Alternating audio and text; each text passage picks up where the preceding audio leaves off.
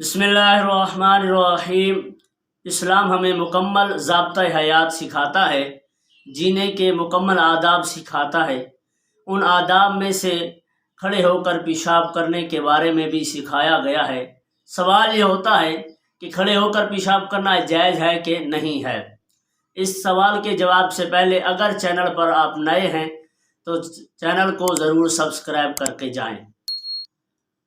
تو کھڑے ہو کر پیشاب کرنا ایک باوقار اور عزت دار آدمی کے لیے جائز نہیں ہے، اور یہ اسلامی تہذیب کے خلاف ہے۔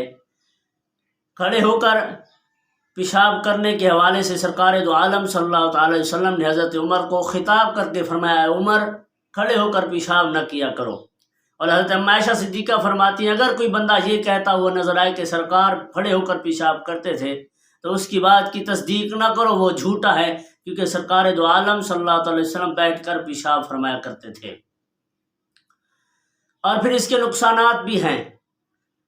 ایک انگریز سائنسدان ڈاکٹر لکھتا ہے کہ جو لوگ کھڑے ہو کر پیشاب کرتے ہیں تو ان کو اعضائے مخصوصہ اور اس کے آس پاس کی جگہوں پر دانے کی بیماری لگ جاتی ہے، کیونکہ یہ لوگ جو کھڑے ہو کر پیشاب کرتے ہیں وہ طہارت کا خیال کم کرتے ہیں، استنجا کم کرتے ہیں، بس پیشاب کیا اور وہ جا رہے ہیں، تو ان سے نجاست پھیلتی ہے اور بیماریاں بڑھتی ہیں۔